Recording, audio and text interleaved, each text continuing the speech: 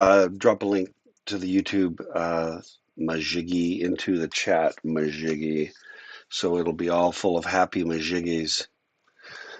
Okay, so hey, everybody get a kick out of resurgence of winter this morning. I had snow here in Lehigh. I don't know if you guys got any snow where you are, but I thought it was like, okay, that's the end of fake spring 2, back to winter, but this might have been short-lived. I don't know what you think about that. Let me get y'all some. I don't know where the y'all comes from. I'm not from the South or anything. This might have been short-lived. Okay. Boom, ba boom. There we go.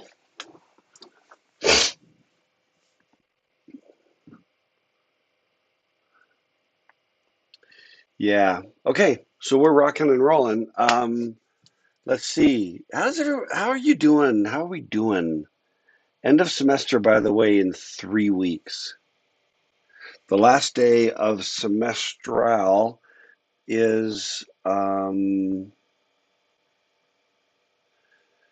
last day of this semester should be the 27th. Yeah. And then for us, that means last day of class is the 26th. So the current plan is, depending upon what happens between now and then, would be no later than the 26th. We will have the literary extravaganza and kind of last gathering with everybody. That's the current plan. I got to look at the master schedule and see what we want to do. I'm actually just looking real quick. We need to still talk just a little bit about open source software. I don't think we ever really talked a lot about open source.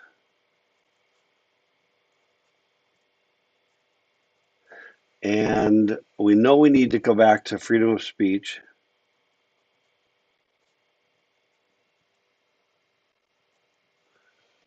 And we're wrapping up intellectual property today.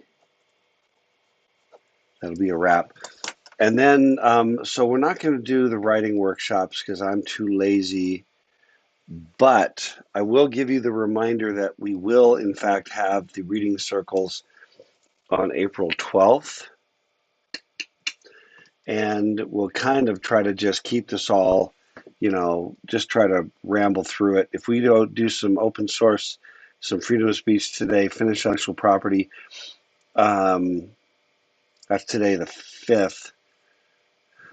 Still try to talk about entrepreneurship, employment, personal and professional, and maybe we can get everything done by the 21st and then just not have class the 26th. What do you think about that? Survey time.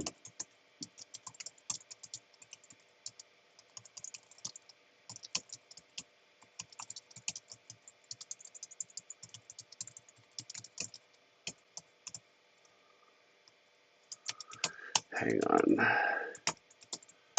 There's the survey. Let me know what you think about that. Drop your yes, no on that. The question is, for those listening elsewhere, should we wrap everything up by the 21st and not have class on the 26th? Now, what the only key to that, though, is that the literary extravaganzas. No, we're still okay. We're still okay because the literary extravaganzas due on Sunday, April 17th, which means we can do the literary extravaganza on Thursday, the 21st. Yeah, rock and roll. We have 16 yeses and one prayer, which I presume is an emphatic yes. Who's praying? Jake. So Jake, is that an emphatic yes, basically? Yeah, okay. I like that. And that way we're just done on the 21st, which means that we only have 2.5 weeks left for this class. And this class has no final. Okay? It has no final. You get your stuff done, you get your stuff done by the 25th, and you're done. So you don't have to worry about this during finals week. You don't have final projects. Everything's basically just due before then. Okay. There was 0 no votes on that. So yeah, like who's the guy? Who's the one who's gonna, put themselves into harm's way by saying, "Oh, I really think we should go the distance here." And I hope you're having fun, but I am, and I am too. But there's still a point where it's like, let's just call it, you know. So anyway, let me see. Oh yeah, sorry, I'm just doing a little housekeeping over here. Um, Hang on. That was a shredder. Okay. Oh man, man, oh man. Okay, well let's just hit it. Let's just kind of get to kind of where we were on intellectual property, and has this been interesting? Intellectual property. Um, I hope so. It's something that in the software industry and in your careers you're going to deal with forever. You know what I mean? You're going to be dealing with this forever. And that's why I wanted you to have some exposure to it. It also strikes at the heart of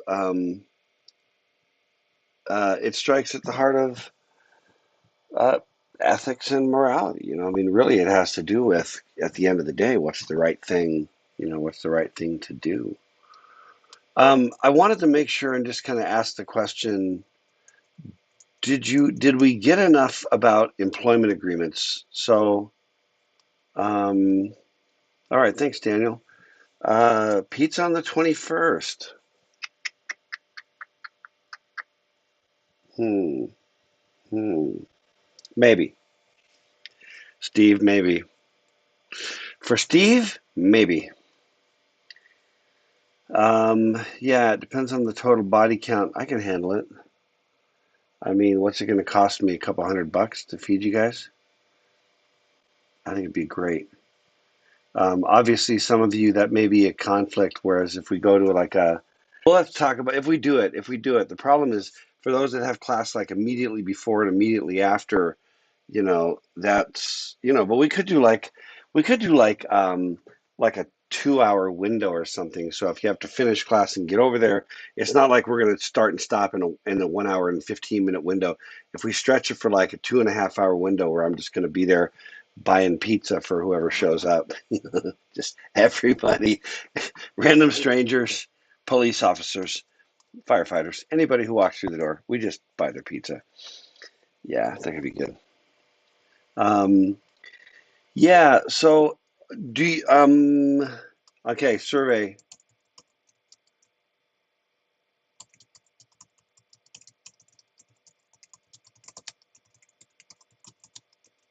The question is, do we need to talk any more about employment agreements? Just do a quick yes, no. Do you feel satisfied? It's no big deal, yes or no. If there's some yes, then I need some specific questions. And if there aren't any, that's just great. And we'll just move on. Right now, we got a lot of no. So I think that hopefully it's been thorough enough. I hope. I hope. Um, and by the way, do you like the memes today? I just want to say the first meme about who were the first people that ate mushrooms. I always wondered, I've literally wondered that specifically about shrooms. I love me some shrooms, but how did they figure this out? And I think it's exactly like that. This one tastes like beef. That one killed Brian immediately. This one makes you see God for a week. Yeah, I don't know. Anyway, okay, so that's good. Good on employment agreements. Let me go to the next one. Oh, that's more employment. Okay, that just deals with the fact that the company owns whatever you create generally, and the contract's going to govern. Okay, now non-compete. This one's really really important. Okay, um, yeah. So Frozen said that employment agreements always seem very easy. Don't copy. Be honest. But yes and no, though. Yes and no. Because there are employment agreements that say things like no moonlighting, you can't do anything else on the side, or anything else you write on the side that's software we own, and that's not just don't copy, be nice. That's very, specific. And non-competes are often part of employment agreements, okay? A non-compete basically says that, um, sorry, I'm cleaning my glasses. Non-competes basically say you can't leave the company and then go like work for a competitor or start a company that competes directly with us. Okay, that is what non-competes are doing. Now, I want to talk about that for a second. Um, yeah, so Frozen said that's fair, true, but usually straight to the point, and the company tells you up front. Yes, yes, but I would recommend um, something I've never done, which is take your employment agreement to an attorney, drop $100 and have them take a look at it, you know, and they can tell you, you know, what if there's anything. Keep in mind, anytime you involve an attorney, my experience, hiring attorneys or having friends that are contract attorneys, whatever, their job is to be hyper paranoid. And if you take hyper paranoia in the legal and moral sense, legal, to an extreme, you can never sign an agreement, right? Remember the story from Crinsley about how IBM showed up, and IBM, I'm gonna talk about it, but IBM showed up with a non-disclosure agreement, okay, an NDA, and they said, remember that they went down to, where was Intergalactic Digital Research? Was it Monterey? Right, and they said that Gary Kildall's attorney, in the words of who is the guy? I can picture him.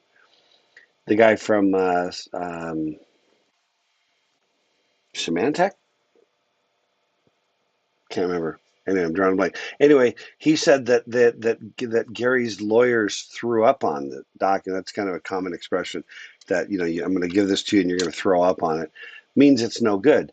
And whereas Bill Gates said, you had to be, it took a lot of faith. They had you made you sign all these strange documents, and we signed it, and that's really again about non-disclosure. Okay, but non-compete, it's a similar idea, and we'll get to non-disclosure. Okay, it says basically that you can't go to work for a competitor. That's mostly what a non-compete says, right?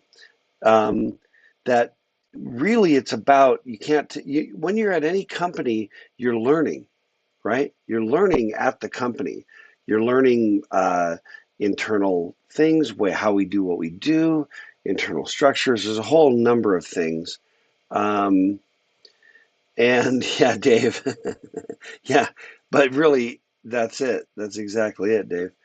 But here's the thing.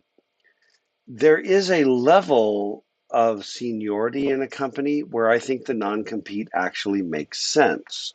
Okay. Like, for example, if I'm a senior engineer at one hardware company, or I mean, really senior, or maybe I'm like a CTO or CIO, or, very executive level, I have a lot of inside information. I have a lot of that kind of information. If I were to leave and go to work for a competitor, it would be devastating potentially to the company I'm leaving. And it's maybe bad enough that they lose my immense and incredible, you know, talents. But that notwithstanding, that's one thing to just not have them. It's another thing if my talents and ability and knowledge that I gained from you now goes over to a competitor, give them a significant advantage.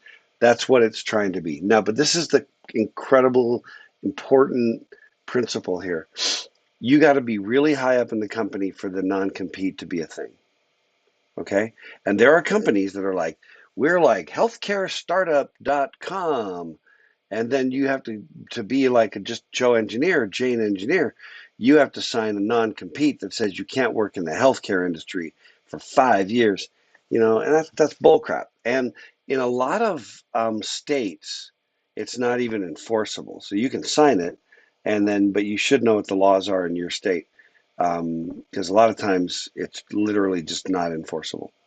So they can make you sign it to go to work, but later on they try to enforce it. A court's going to go, not in our state. So this is the key. You need to be way high up in the company before it starts to make any sense. And even then, the period should be relatively short, like 3 years at the most. Okay. The more years, the bigger the problem. Because you've also got to go off, and there's no way to get around the idea that when you work for a company, you learn stuff about the company and its inside operations. See what I mean? Is that making sense? Um, oh, yeah. The other thing is the second bullet. Yeah, it's trying to protect the company's investment in you, but just remember, every company invests in you. And that's just the way this thing works, right? I was talking today with somebody from SoFi, and we were talking about a meme I saw one time that said it was basically one of these sort of like, two people talking. Excuse me. Like two people talking, and the first person says, "What if we pour all this investment into our people and they just leave?" Right? And the second person says, "What if we don't and they stay?" Okay. The point is, you don't have a choice. There's no intelligent choice but to invest in your people, make them great. Then ideally, you make an environment where the great people want to be. Make it great, make them great, and be great. Then they want to stay. Then you got an incredible advantage professionally, in terms of the business. If you make great and then they realize how much you suck, then you suck. And the market is a relentless teacher, and the market's now going to teach you that you suck. And it's going to teach you that you suck because all your best people are going to leave. And then you got to figure out how exactly do we suck and how do we fix it. Okay. Um, But so number one, you got to be high up before it makes any sense. The second thing is the more restrictive the non-compete, the higher the compensation should be. I mean, it should be worth a lot that if you leave, that it takes you out, you know what I mean, of the market. And then the last one, restrictions shouldn't be overly vague because that becomes kind of non-enforceable. Okay, I'm gonna take a little power nap right now, if that's all right. Like I need one. That's it for non competes. Let's talk about non disclosure, and then this is the last slide for intellectual property. This one is very common, very very common, and it tends to be boilerplate. Okay, commonly we refer to it as an NDA. It is. It is. I'm gonna throw another. Let me throw a survey. I'm dropping a survey on you. The survey is simply going to ask. I have previously signed an NDA. There we go. Survey's up. I have previously signed an NDA. I'm just trying to get a feel for how many of you have actually had like one of these documents put in front of you. So if you have a little more of a sense. Wow, 4. We're running about 2-1 on the nose, but I'm intrigued by the fact that about 3-1. Yeah, it's about 3-1. So it's about 25% of you have actually signed an NDA. Usually, what the NDA says is that. By the way, when in that Crinsley video, when what was his name? Sam's. I can't remember his first name. Who made this comment about he had that kind of really low gravelly voice. He had this really gravelly voice. Do you remember the guy? And he was talking about we had our NDA and but just said that please don't tell us certain things and please don't tell anybody we were here, and that kind of. That's probably a little bit of a, then Bill Gates described it as, and then they made us sign this, and it said that they could do anything they wanted with anything, we told them, but it does have to be explicit. But now here's the struggle. It basically says that NDAs basically just say that, and this is where it becomes very difficult to enforce. It basically says, I'm not going to do anything with anything you tell me for some period of time, like 5 years. Okay. Now I have signed quite a few over my career NDAs. Um, Either because I was meeting with somebody and they needed me to sign one, or because I was meeting with somebody and I needed them to sign one in order to disclose, right, what happens. But the challenge is I've had situations where I've signed an NDA, then I'm sitting in there and they start talking about a bunch of stuff, but they were ideas I already had. You can't say, well, come into a meeting, sign an NDA, and then everything we tell you you can't do because you might have already known it. And how do you document that? Do you make a document before you walk in that articulates everything you know? I don't think so, right? I don't think so. So how do you separate that out? And then you just get into this spitting contest called litigation, where nobody really wins usually. Um, you know what I mean? So I've been in others where I sign the NDA and then somebody drops an idea on me that I absolutely had never had that idea before, and then the idea blows my head, like, oh my gosh. And then the relationship kind of goes away.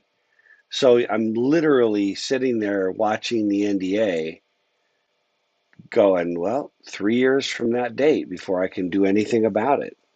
Because I know, now this is the part where you get this ethical and moral component. Because I could say, oh, I already had that idea before then. Yeah, exactly. Who's that? Schultz. Thanks, Dave. I know nothing. Yeah. Ah, yeah, the good old days, the 70s, when we could have sitcoms about Nazis. Yeah, amazing. Um, no, but you know what I mean? In that instance, in one particular one that I'm thinking about, it was a really, really great idea. And I really truly got it from that person in that meeting after signing the NDA. And then, me being me, I'm just going to respect it and not do anything about it for 3 years. The 3 years actually, I think, has passed by now. And so I'm free to go do it. Still, startup companies and the effort required and whatever, still pain in the arse. So, I haven't done anything, and you all know about my career change, so I'm not going to do anything short term. But I know I could do something kind of significant with that space. No is too strong. Pretty high confidence. Um, Let me see. Let me see. Yeah, and that's why. So the notion that it's typically standard boilerplate, mostly they read the same. Um, And then at the end of the day, it still relies, this last bullet still relies on the good faith of the participants. And this relates to, we'll call this Dr. K's law of contract. Okay. Dr. K's law of contracts says never enter into a contract with somebody that you would not do the deal with on a handshake. The reason you do the contract is really for two reasons. One is the contract articulates and clarifies things. So, because you know how it happens, right? You get this kind of decision rot, as we sometimes call it, or bit rot. But this decision rot, you're just like, um, uh, yeah, you were supposed to give me $1 a unit. And you're like, well, we never talked about $1 a unit. Yes, you did. Okay, well, let's go back to the contract. And you look back at the contract, and the contract says it's $1 for every 2 units. Well, now you just saved, unless one of you goes completely psycho, you kind of saved a friendship, right? By getting down to clarifying, that it's what you really said. So the number one reason I think that you write contracts is to detail and to clarify, you know, what has been said so that people don't forget. Like someone's like, yeah, man, we're going to bring you on at 120,000. Then you get your offer letter and it's 100,000. And you're like, I thought we said 120. Boy, I sure don't remember that. Well, you try to get things in writing. Another thing you can do that's as good as a contract when you get into litigation, as good, not quite, but very good, which is emails to just say, hey, to kind of what do we call that in legal terms? To memorialize, um, but to write something down. So the idea would be that we just got out of a meeting, me and Dave, and we got out of this meeting, and it was worthless because he was just saying like I know nothing, and you know what I mean, how Dave is. And but anyway, when we get out of the meeting, I jump on my email and I write an email. Hey Dave, appreciated you taking the time to meet today. I just wanted to clarify what I got out of the meeting. You agreed to give me $1 a unit. You know nothing, blah blah blah. And then, can you please acknowledge if you feel like that's accurate? Now you can go back and go, oh no, I didn't remember it that way. But you've got a record of what you've done. Okay. And that becomes really, and if you get into litigation, those sorts of emails where you clarify can be, carry weight in a court of law. I've seen that. I've seen that. So all right. And then the other one I would just throw out is there is a term that you should know, which is what they sometimes call friend DA, like a friend NDA.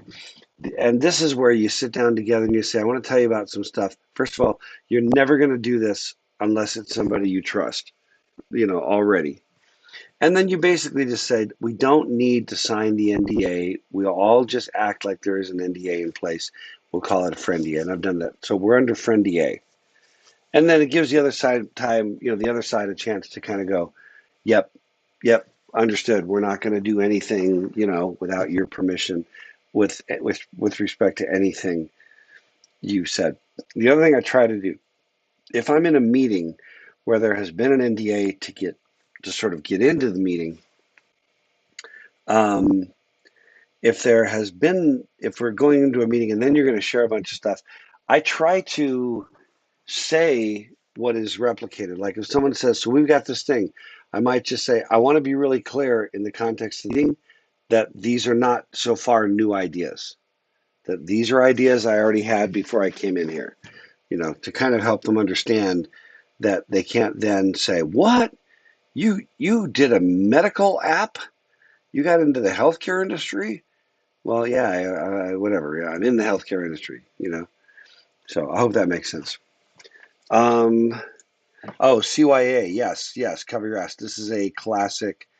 Um, yes. Okay. All right. That's it. That's all I've got for intellectual property. Are there any other intellectual property, sort of technology and the law, any lingering questions that you've got, about that? Hit me now or forever hold your peace.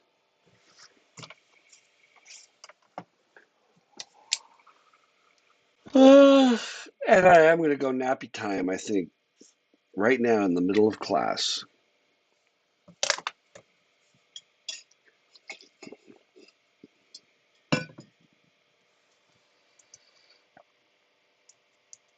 Okay. Now, one thing I did, okay, I'm backing up now to open source software. I did give you the video of Revolution OS to watch, didn't I?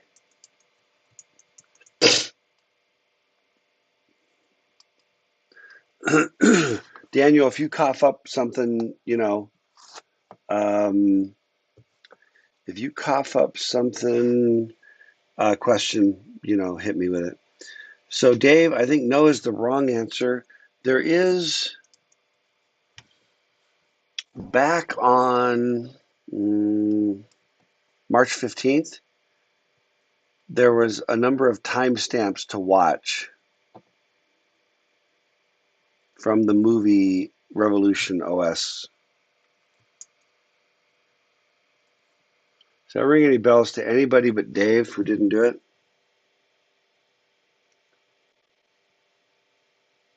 I don't know. What I'm trying to get a sense of is if everybody sounds vaguely familiar. You guys are killing me. Okay, yeah, Jesse's winning. Jesse's winning the chat now. 2 points for Hufflepuff, Jesse. Um, but no, if you haven't read it, please do that. It should be in the reading assignments for that day. Some points for doing that should be, unless I screwed that up. But what I want to just kind of point out, and the number one thing I want to say, and I want to talk about freedom of speech. And by the way, I fixed the audio, as you know. So if anybody wants to pipe up verbally, it will show up on the stream to YouTube. Okay, so that's good. No, the number one thing I want to say about open source is just to understand what a radical idea that was. Do you understand how radical the idea was?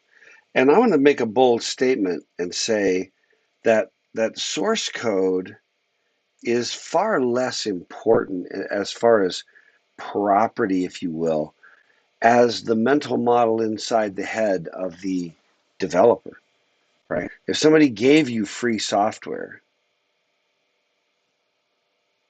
you know, but nobody in your company had a mental model of what the thing did, you realize that you'd have to invest all the same amount of effort as it would have taken to build it just to understand it so you can then maintain it, because all software has to either be maintained or die. In other words, all software is either changing or dying. There we go.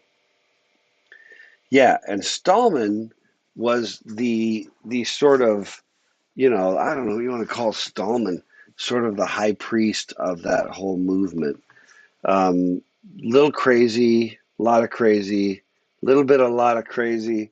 Stallman was a sort of philosophical, um, really a revolutionary, really, truly. And I think that, and although I think that Stallman is an easy guy to make fun of, but, really his influence on the history of the software industry cannot be overstated. It is dramatic. It's one of those things. It's kind of like, what's an example? Um, there are musical groups. Everything for me eventually goes back to music. There are musical groups that had tremendous influence that maybe you've never heard of, like the Kinks or the Ramones, or you know, there are musical groups that changed a dynamic, and somebody else became the big winner. You know what I mean? Zappa, yeah, Daniel, Zappa, absolutely. Um, and there's some that, I mean, Zappa had a fair amount of success, but um, Sparks would be another one. Who else? You know, I don't know. The Sex Pistols. I'm just saying that in the same way, Stallman's not the Beatles. If anything, Linus, was the Beatles. Stallman was the Kinks, or some band that had a revolutionary influence in the middle of that window of time in which all of those changes were going down. Okay, Stallman introduced the GNU software, the Free Software Foundation, the GNU software project, recursive acronyms like GNU's not Unix, and the G of GNU, of the acronym GNU, stands for GNU. This is Stallman's playful silliness. the notion of open source software licensing. And, and eventually, what he did with the GNU and eventually Linux, there was a merger of those two projects, Linux with the kernel and GNU with all the other stuff.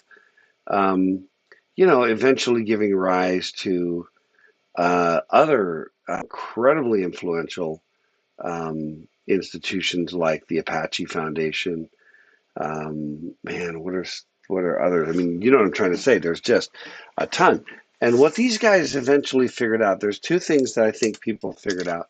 One is that when you are dealing with plumbing, okay, plumbing, don't compete on plumbing. Now, this is something that the movie doesn't say that I say.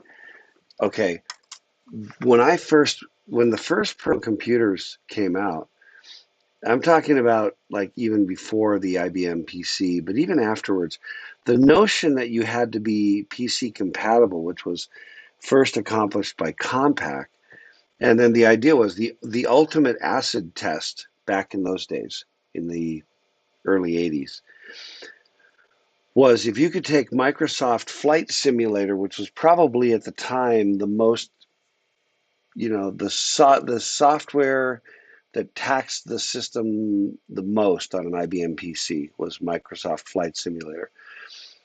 It made all the calls, it was like a system test. If you could run Microsoft Flight Simulator on a Compaq computer, then you knew you had like complete backwards, compatibility, right? Well, what's amazing, because I worked on, there was a project I worked on at Bell, man, early 90s anyway, but this is like 10 years after. And I did a project, we were doing a thing called Netware J, which was Japanese netware stuff. The first Japanese release of netware file server stuff. And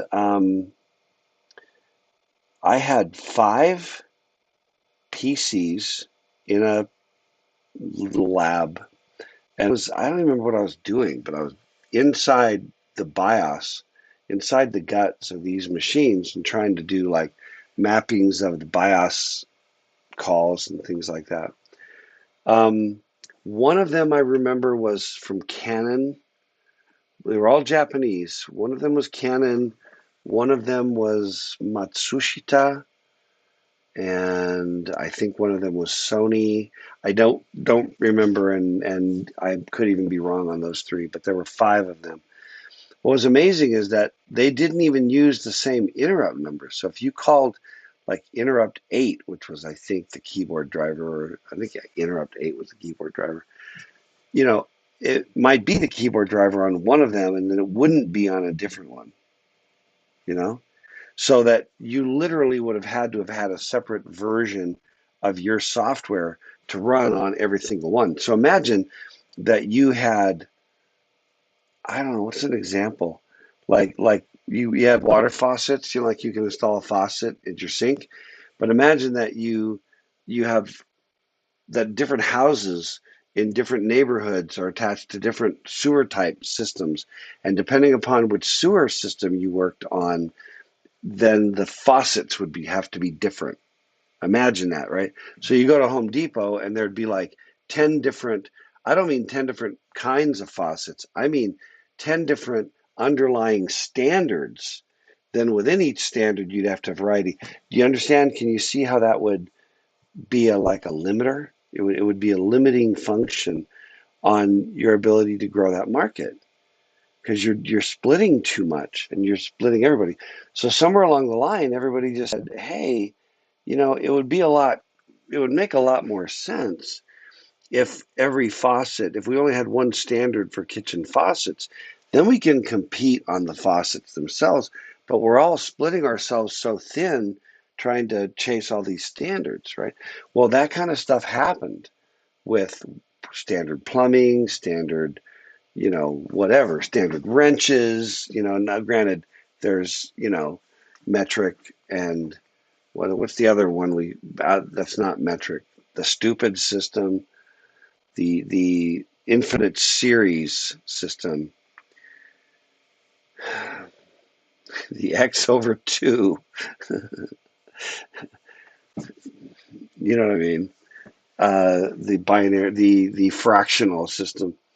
Anyway, but and even that's a good example, right? Sets of hex wrenches, depending upon whether it's a metric thing or a I don't know what do you call it? Come on, help me, somebody, throw me a bone here. Everyone's really quiet. What do you call that thing? The not metric imperial? Wait, what did Jacob say? Imperial. Oh, Matthew said imperial. Jacob -1 for Hufflepuff. Oh, there you go. Thank you for editing that. Really? That's it called imperial? No, is it I am imperial or E imperial? I need a sanity check on that. Somebody, I think it might be E imperial. I'm gonna bet pizza. I'm probably wrong. Not imperial. No, you're probably right. I think I'm just thinking of empire, like imperial.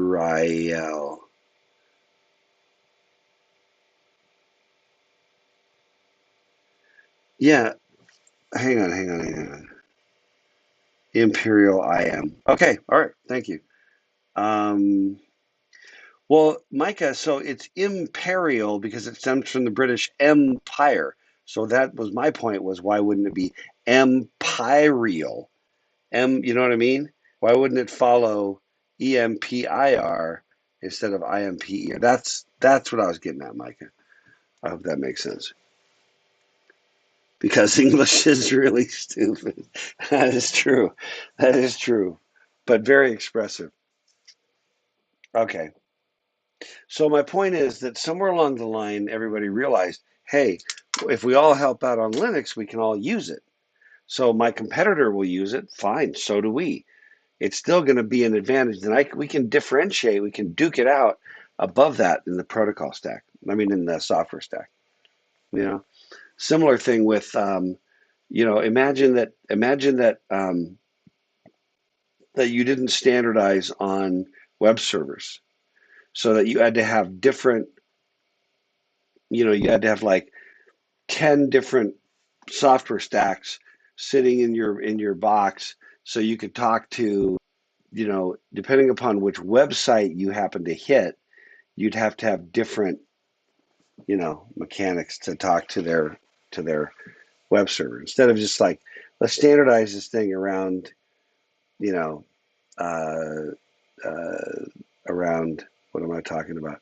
Like HTTP, right? Let's standardize around a classic standard request. And that's really why these standards bodies existed. You don't standardize on interface, you don't standardize on feature set for users, what have you, but you do standardize on plumbing. And that is the moral of the story of open source. A big moral of the story of open source. The other big open source story is that posting your code turns out to not be such a big deal, you know? Because still internally, you could say, hey, you can just grab our code if you want to run it, or you can let us compile it, build it, install it, maintain it, support it. That's why you can open source your code so people can look at it. There's benefits to doing that, including others who might jump on and try to help for whatever reason. The other thing is when you have security systems built in, you should not just be secure because nobody knows what you did inside. You should be secure because even when they can look at it, they can't crack in. They can't hack you. So, okay. You got any other questions about open source software that's just been nagging at you? I did a phase when I was on faculty at BYU where I did a decent amount of research on open source software for a number of years and probably learned more than I ever thought I would. And it doesn't mean I know, everything that's happened in the last few years. I probably don't. Well, I mean, I'm sure I don't, but I don't know if I can, cough up an intelligent answer. But yeah, anybody got any lingering questions about open source software? But I just want you to understand it really is revolutionary. It really, really is. Going back about 20 years, it is really, really a revolutionary idea that had no precedent in the industry prior to that. Like really, truly, because it just felt like we're giving away the corporate jewels, you know. We're giving it all away. No, you really aren't. I've often said, oh, well, Brandon's typing. I don't know if anybody else has got any other questions, but I've often said that, you know, if somebody could build your software for you for free and then just give you the code, I don't know if I would take the deal. Because the biggest deliverable in the construction of software is not software. It is the mental model in the heads of the individuals who built it. You with me? Log that away somewhere and pop it out in the right environment. I think it'll be a help to you. Okay, Brandon and Daniel, what do you got? I'm just kind of waiting on you typing slowly, and then I'm going to pivot to free speech because it wouldn't be a Tuesday if we weren't talking about Elon Musk. Come on, man, Brandon, finish typing, buddy. All right, Brandon. Brandon said that is a long. You were typing for a while, Brandon. Okay, Brandon said in everything is a remix. What? It mentions this. Oh, the article. We could put quotes around that, Brandon. In everything is a remix. It mentions this idea that often great new ideas can happen totally independent of each other at the same time because the relative tools available are the same. Yes, yes, yes. And I would say the relative sort of floor, if you will, the floor of knowledge. Does that make sense, Brandon? Like the baseline of knowledge is gotten to a similar thing. That's why you can have let's go back to music, right? You can have a few key people that become innovators. I'm going to go out on a limb here. I'm going to say that innovators included people like Mariah Carey, people like I think Britney was a bit of an innovator, and then all of a sudden we've got what I call Beyonce, which is like this weird twisted combo of Rihanna, Beyonce, Britney, and I can't tell them apart. I mean, not by listening, and in some instances, not by looking either. I don't know, and the reason I don't know is because I intensely and aggressively just don't care about their music.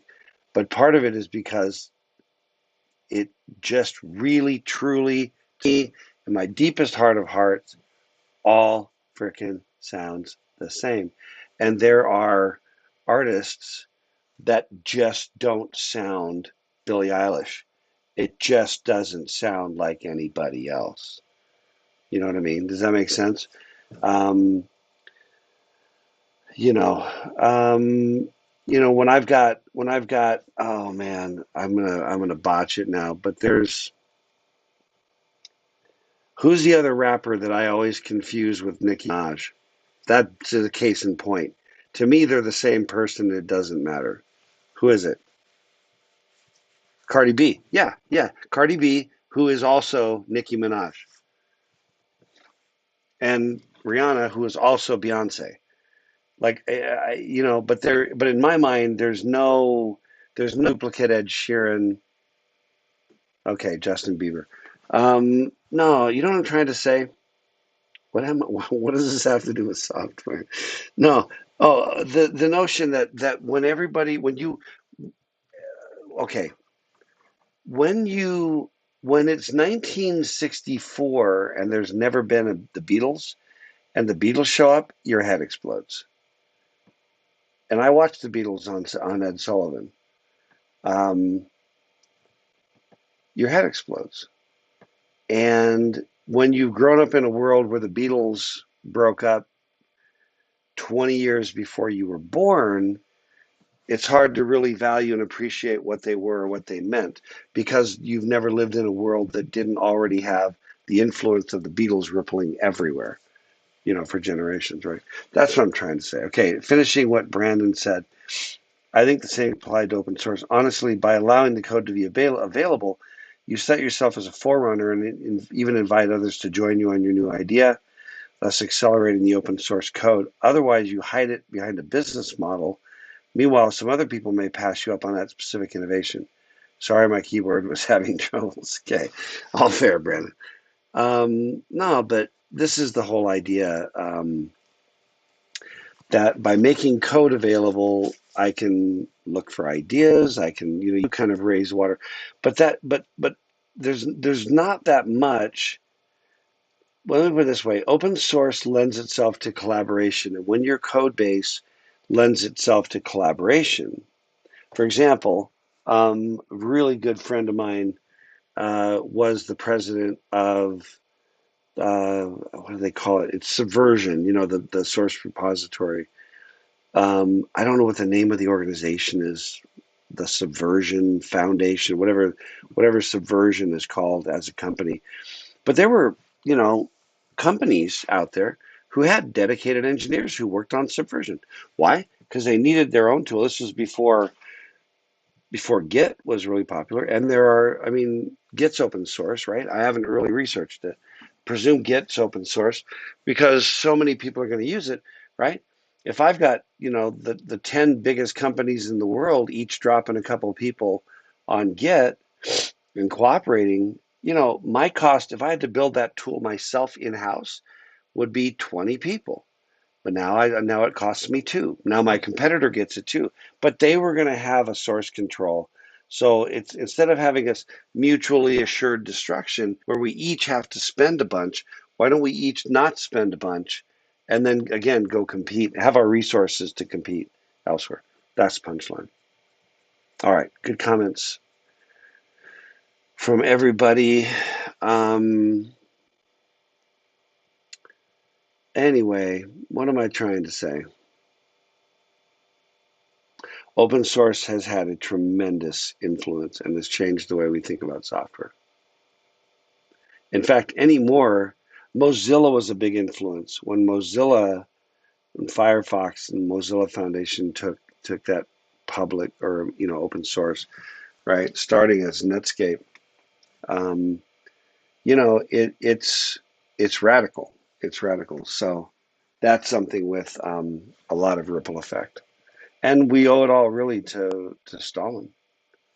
At the beginning of the whole thing. That's where I was going with all that. Okay, freedom of speech. Let's talk about it. Let's talk about Elon Musk.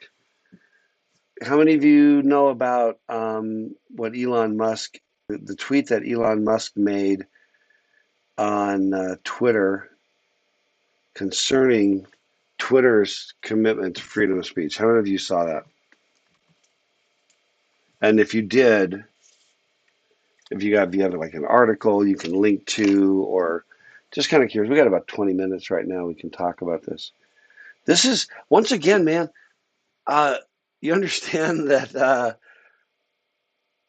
I don't need to like go dig into text. This is why we don't have a textbook. When I'm teaching this class, how can a textbook, tell you what Elon Musk is going to do in the beginning of April of your spring semester? Yeah, so right. So CR said Elon now owns 9.2% of Twitter. Yes. He is, I believe, the single largest shareholder now. It's not a controlling interest, but it's influential. And I think they were talking about putting him on the board of directors of Twitter. No, but how many of you saw? Did anybody see it? I'll see if I can find an article about it. Basically, he tweeted out a tweet. Ironically, he tweeted out a tweet. I'm an idiot. No, he tweeted a survey question. Let me see. I'm gonna find it. If I'll race you, but let's see if I can find it. Um,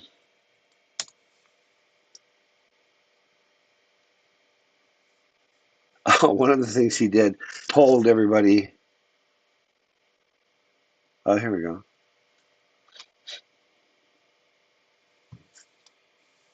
I will actually just link you directly to the tweet by Elon Musk,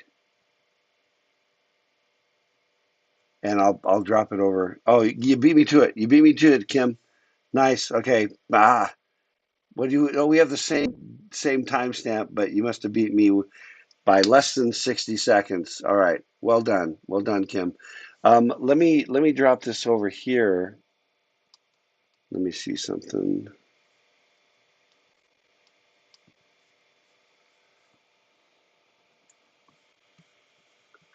There we go.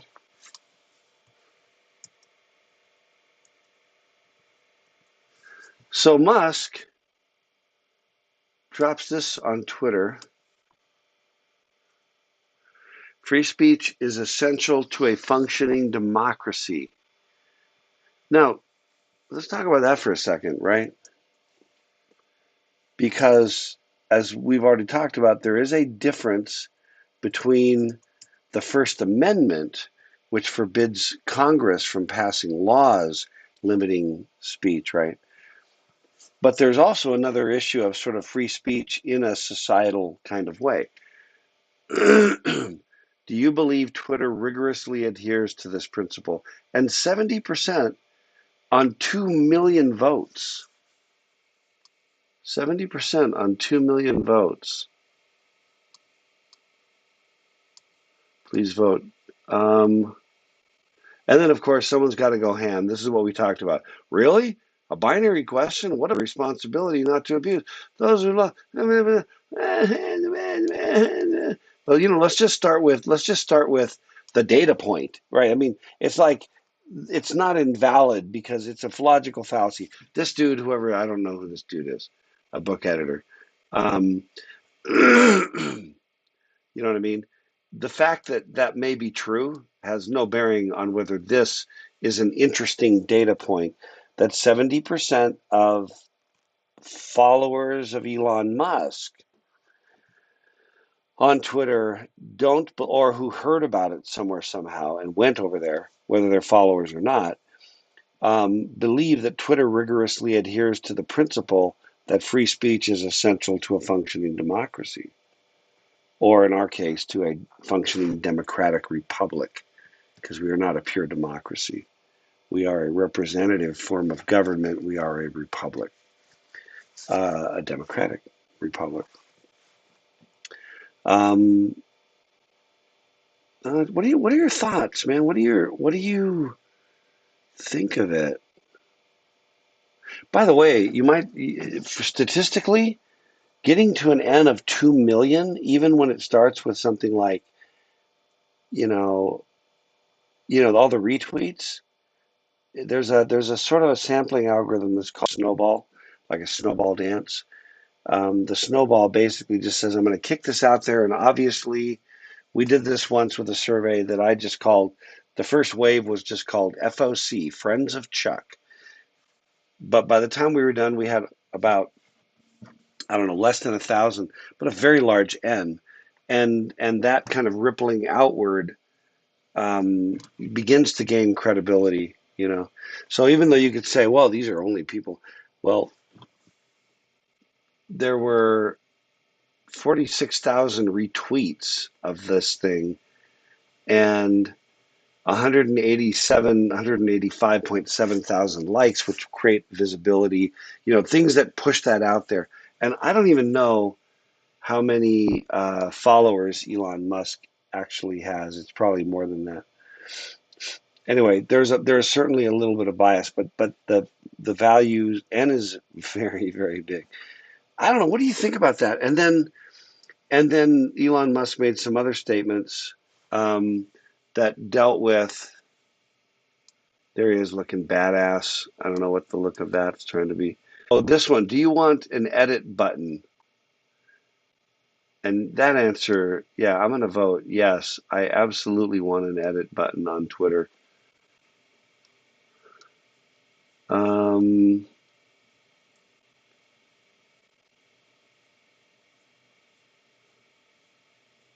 anyway,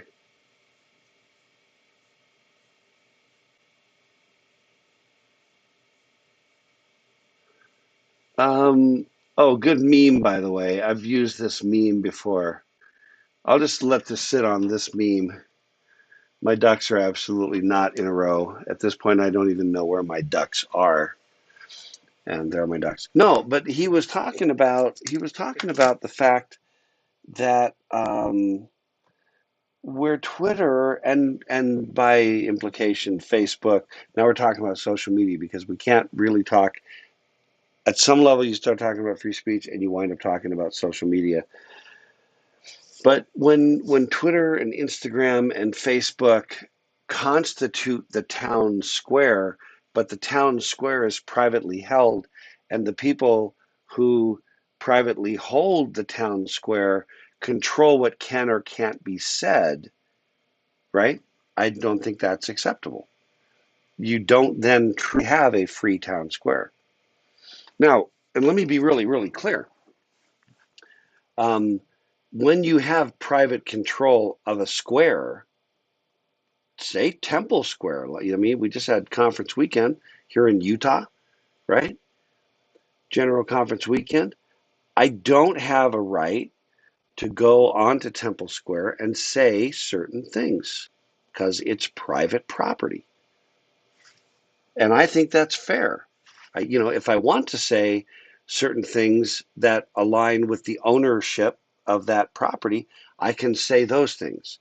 And if I have things that I want to say that are not aligned with the owners of that property, right? I don't get to say them there. I would have to go somewhere else off the private property. Okay. So what do you do when the private property, instead of Temple Square, it's Twitter Square? And I think the situation is actually still fairly analogous. You know, does that make sense? I think it's fairly analogous because I don't have the right to just go to Twitter and say all the things. I don't. It's private property. And so I don't actually have free speech in a full sense. And 70%, you know, of people on Musk's survey agree with me. And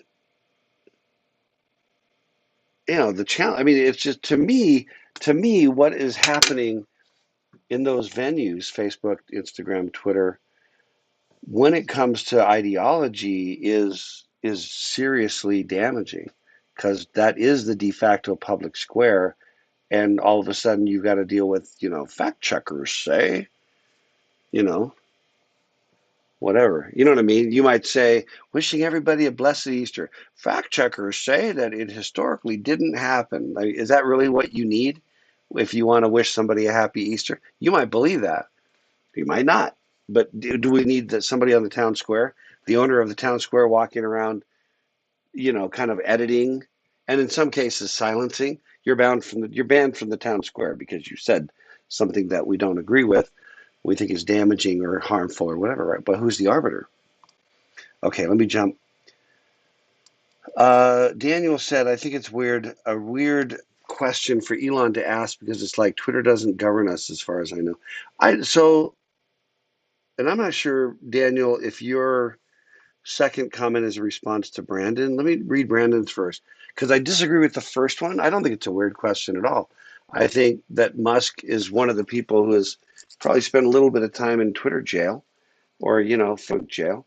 And when those folks decide whose tweets whose posts get to sort of see the light of day, it begins to be. Oh, to my explanation. Okay, thank you, Daniel. I appreciate that clarification. Um, and the cool part is, again, and Daniel, that I respect your views. And so if we didn't agree, or if there was some thing, I'm happy to like go there, and share and see where we come out. Brandon said, I mentioned this in one of my weekly short posts.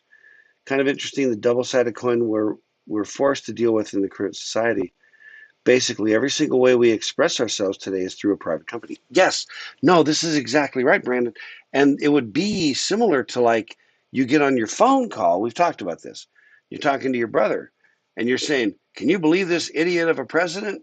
Now, that might have been right now or 2 years from now or 2 years ago. You know what I'm saying? I'm not picking the particular president.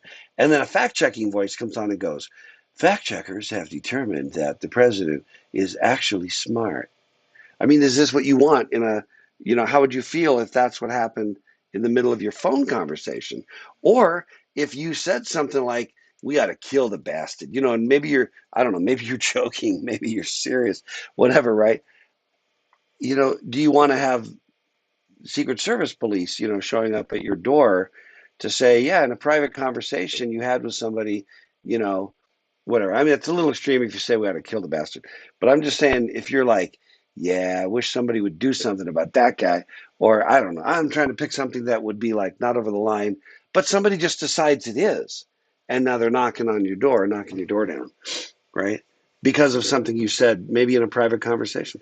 There's a reason why historically it takes a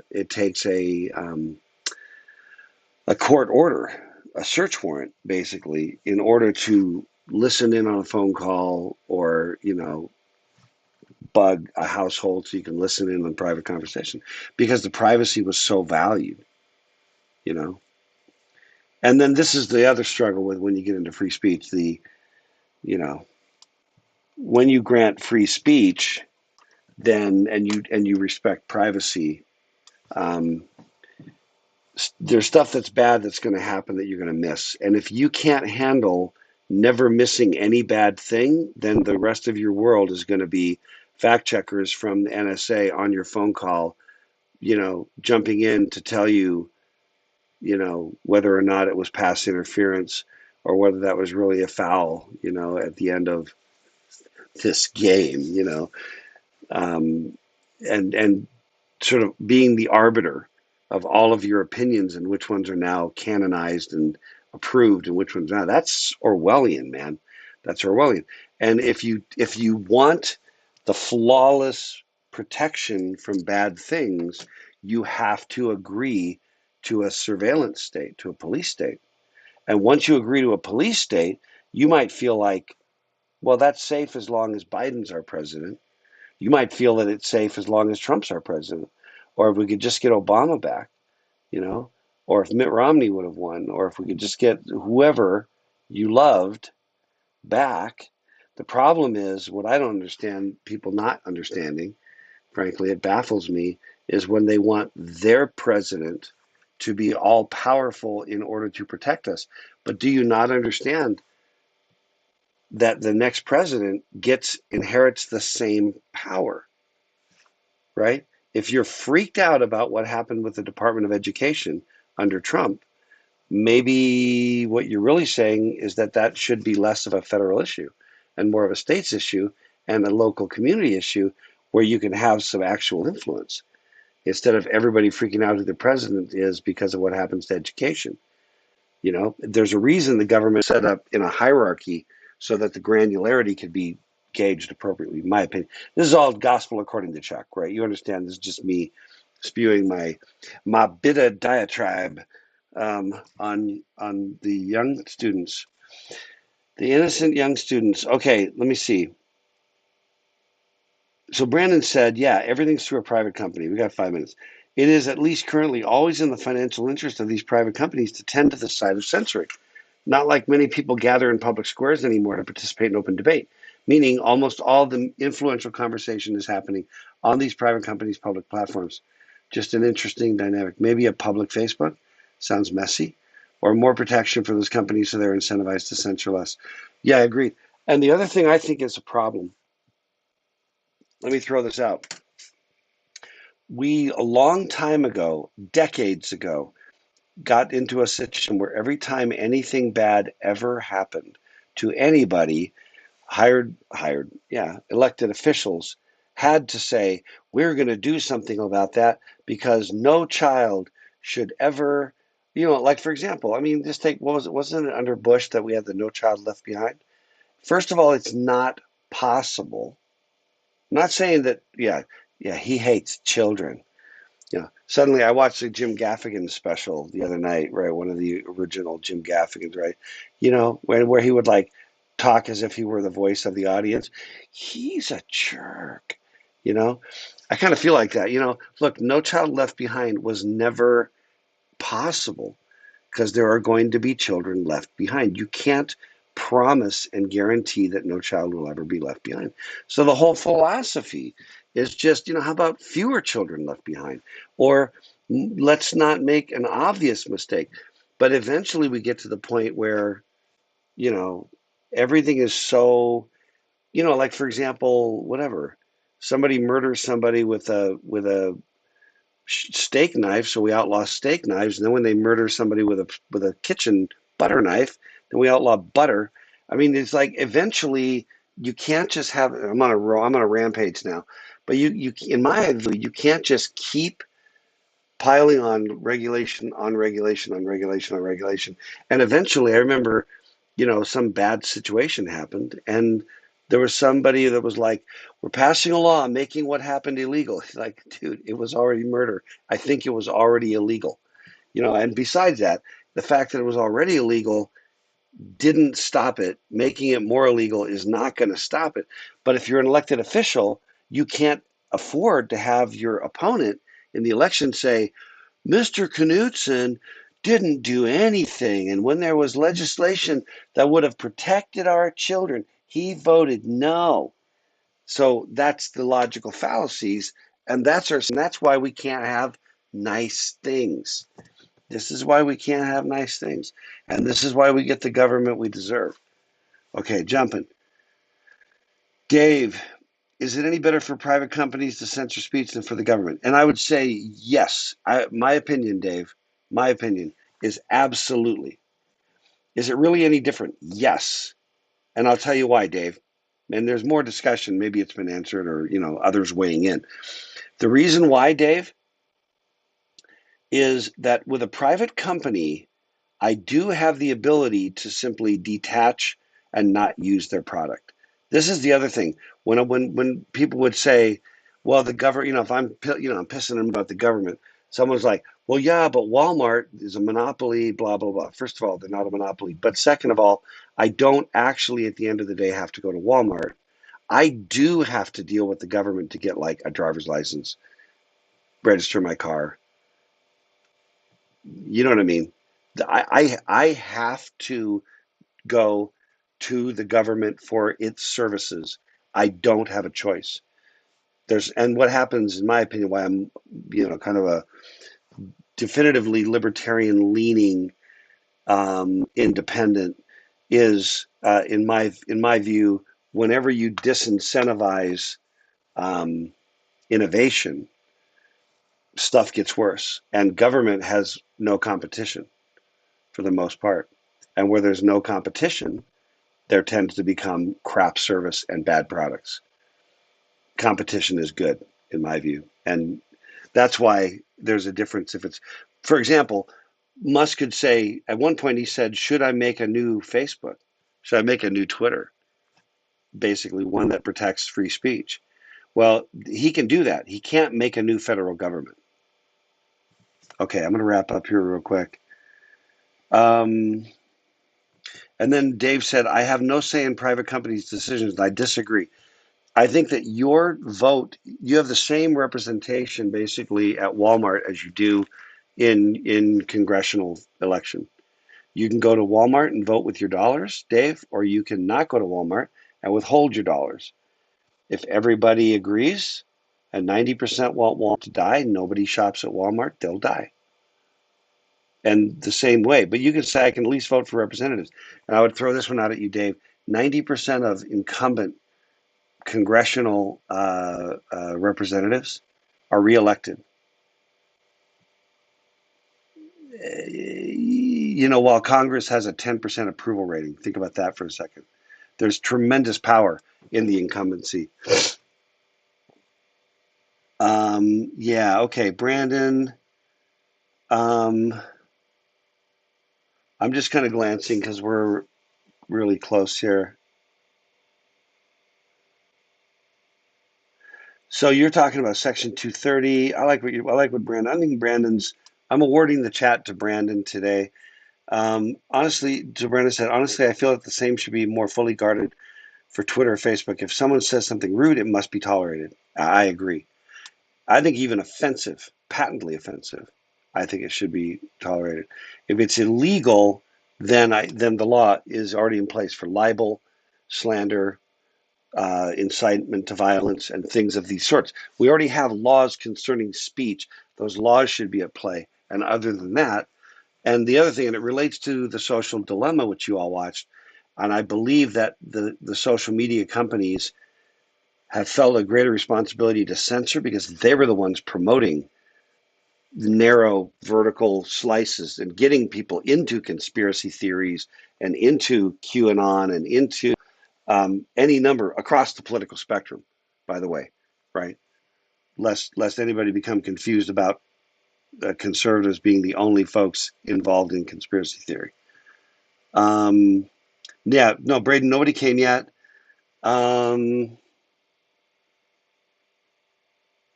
yeah, thanks CR for the thing on Elon. About done here. Yeah, Micah said Britain's running into that problem of banning every conceivable means of harming another person, even restricting useful and necessary tools. Right? No drills because somebody killed somebody with a drill once. There's no end to it, and there's no end to the human ability to harm other humans. You can't legislate that away. It's human nature. Okay. And then the last thing Matthew said, um,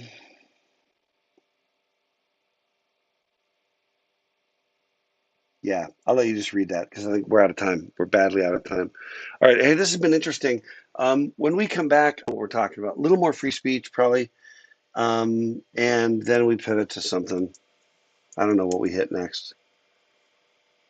Freedom of speech. Oh, entrepreneurship. Yeah, I want to talk about that. Flows right in line with Elon Musk. All right, I'm out. That's all I got. Take care. Stay safe. Kick butt on the end of your semester. Do the stuff. Love you, my friends. I'm going to shut her down.